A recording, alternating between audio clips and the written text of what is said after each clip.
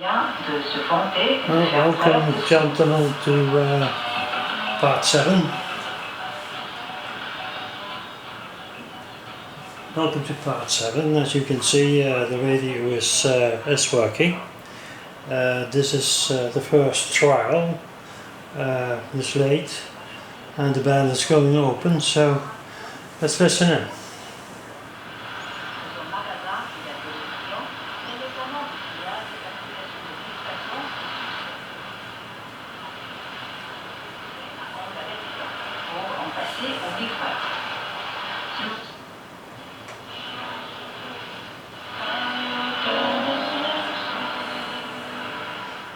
That's on band 1.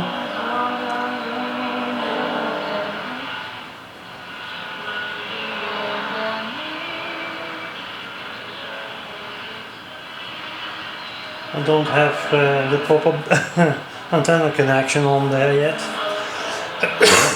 so I could try band 2 as well.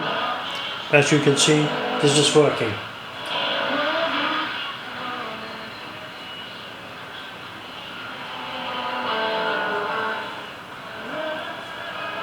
I have to tune the loop if I go higher in frequency.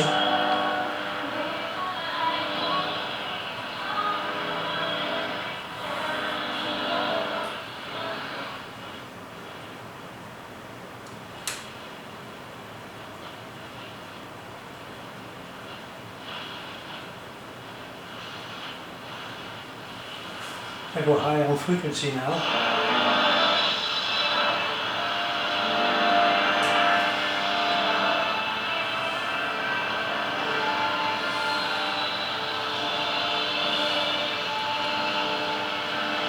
There's a disturbance somewhere, and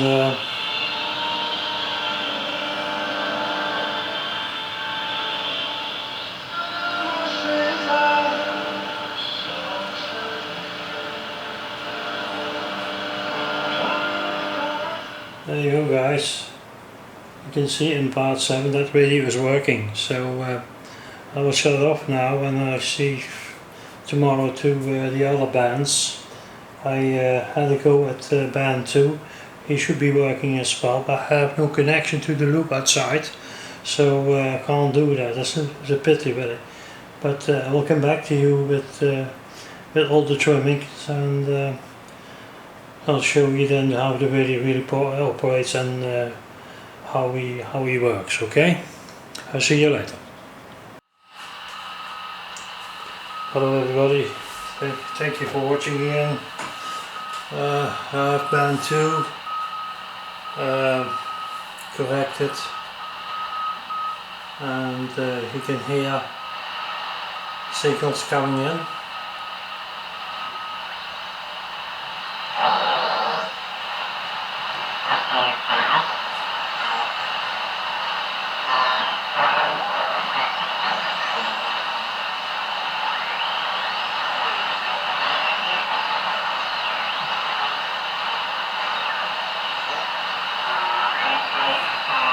Let's have a look if we can clear this up a bit.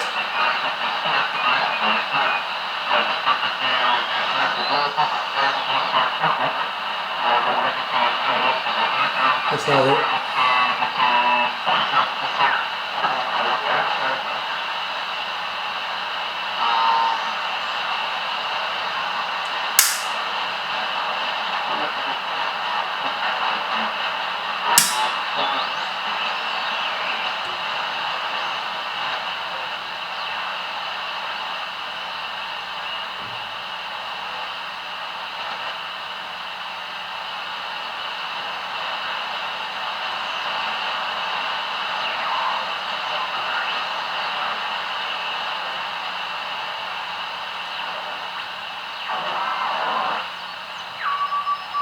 Oh, the bar's not open completely. It's getting dark slowly, but the band is not open yet. It's actually should be better actually.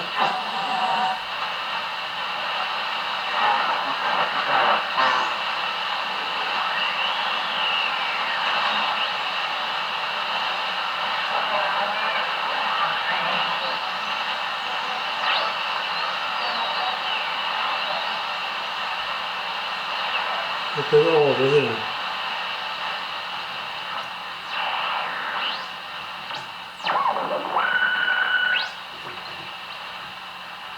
Well, this band doesn't want to do anything yet, so we go to the other one. Put them on null. We go to 7.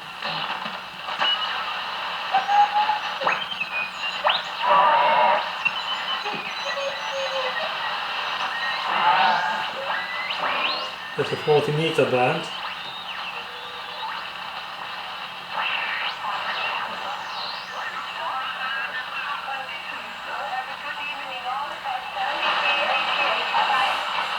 So we have 40-meter bands.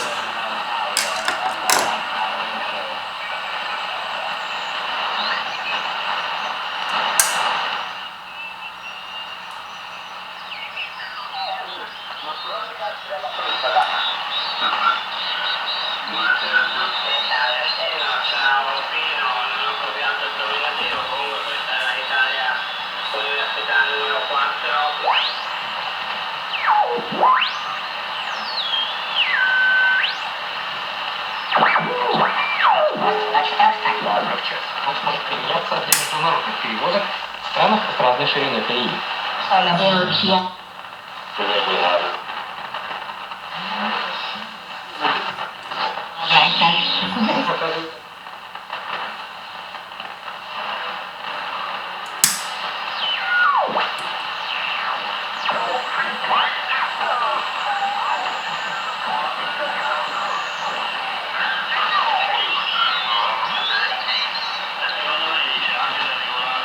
Italian station.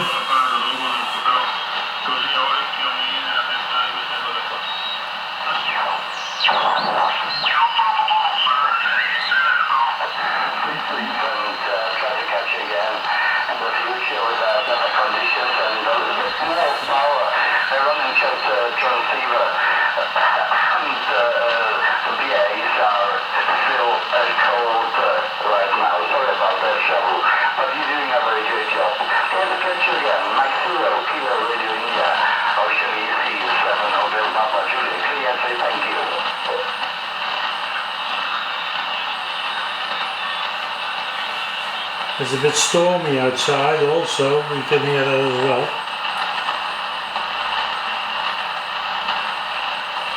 It's not completely clean.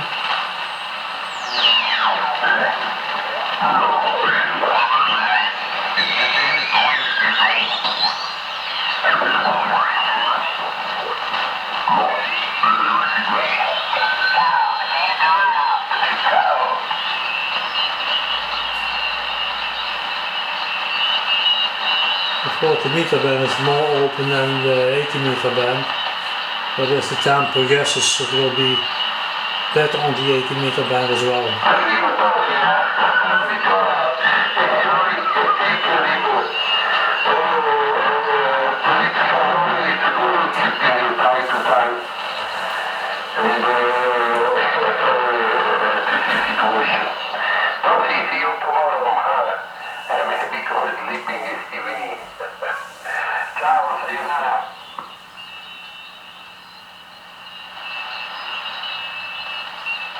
As you can hear,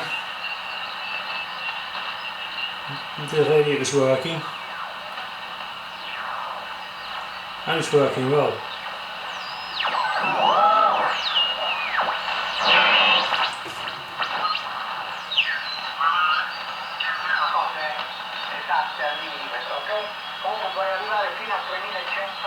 I'm going to further on the band.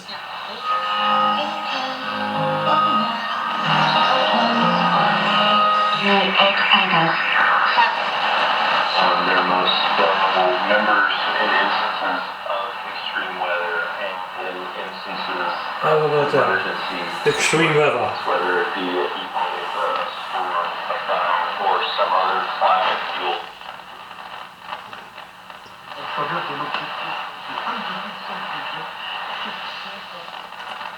Anyway, chaps, we'll try and on the second band again on The right frequency, of course.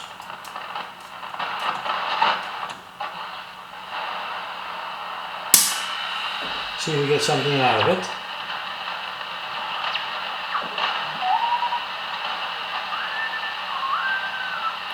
Moscow.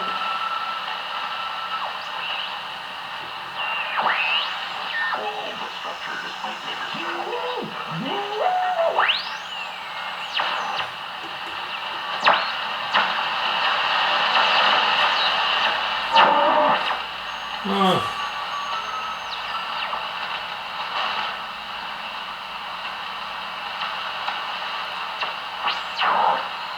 Try to find something out here.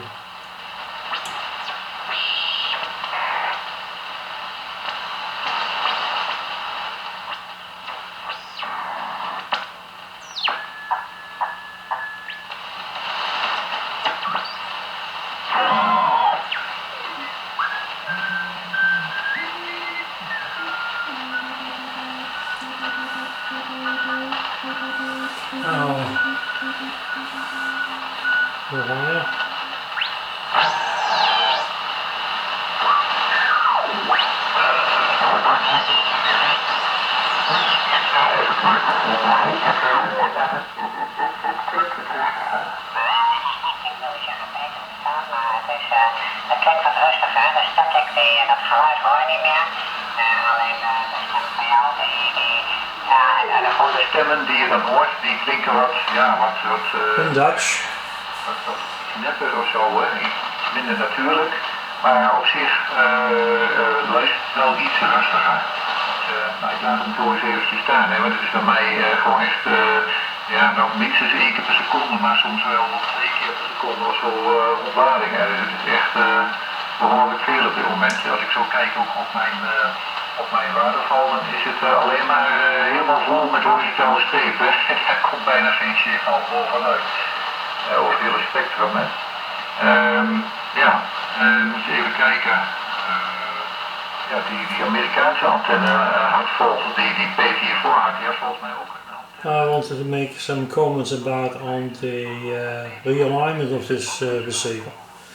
And I had to also look at the internet, and there was some chap in America who had had the same receiver, and he told us it was an absolutely horror to realign this thing, because what I find myself, there are 2 manuals out on alignment, and they don't correspond with the receiver, and then you see immediately the problem, and you don't know where to go, and you only can do the identification on the schematic and on the particular capacitor you have to turn, or core what you have to turn.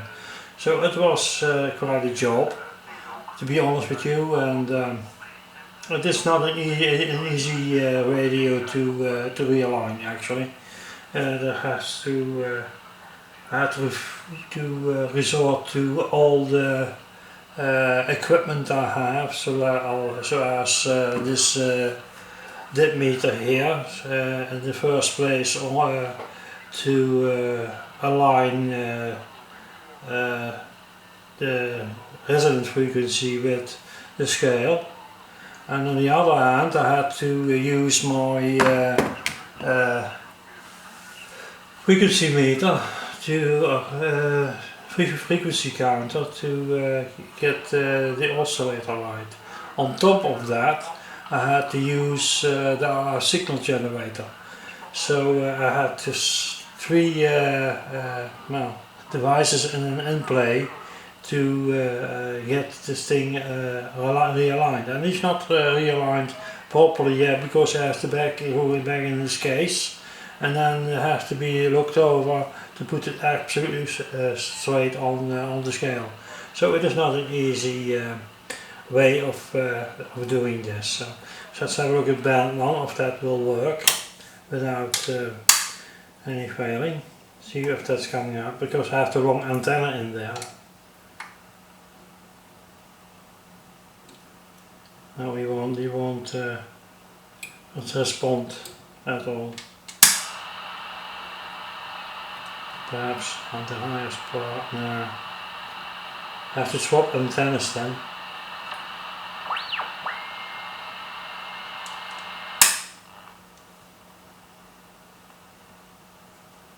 Now, well, I'm in the cage of Faraday here in this building, and that's absolutely horrendous how you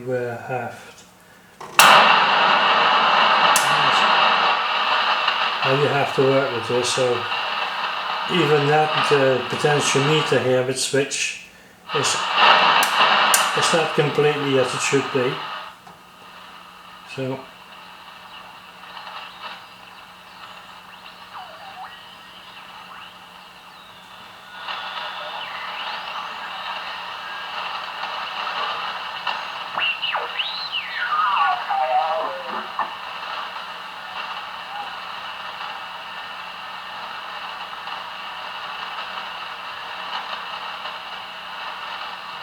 anyway, guys,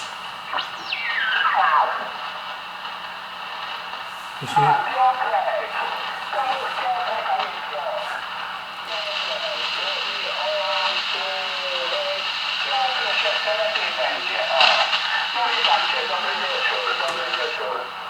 you can hear the lightning going off. So anyway, guys, you can see in the end here how far I got, and we ran a while. So what I'm going to do next is, I suppose, is see if you see what I'm pointing. Yeah, this potentiometer here. I think this potentiometer is bad, and I think I will this 10k potentiometer with a bit of switch, see if I can get one, and hopefully, well, I'd rather not do this, but I have a go with them to clean them up, see what happens, and to keep it original. And yeah, and on the whole, I would say I'm satisfied with the result. Anyway, we don't have to forget that this thing is well, 75 years old, something like that. 1946 is 54 years plus 20, 74 years old. So we mustn't be surprised if something is not working as it should. So anyway, guys, that concludes this restoration of this Hallicrafters S40A, and I hope you enjoyed it. Some people will say, well, those videos are very long and are very boring. Perhaps true, but there again, if you're listening carefully, what I'm telling all the time, then it won't be boring, and then you will understand why it is imperative that you are not switching a model on like this Hallicrafters 40A, to put them in the contact box and switch them on, and all the things will go wrong or burn out or whatever. So you have to be very careful doing that. So I never ever switch a radio on this age, switch them on or try to see if it works. I know from experience it won't. Apart from that, you don't know if somebody's been working on it. That's the after a little investigation came out that it's been worked on extensively, and of course been screwdrivered a lot. So you absolutely don't know where you're going with it. So you have to be very careful and go through the motions, replacing the capacitors, replacing the resistors, checking the valves, checking the transformers, and so on and so on and so on. So you have a whole scale of jobs to do before you can arrive of even thinking about it, get some voltage on it and see if the thing works.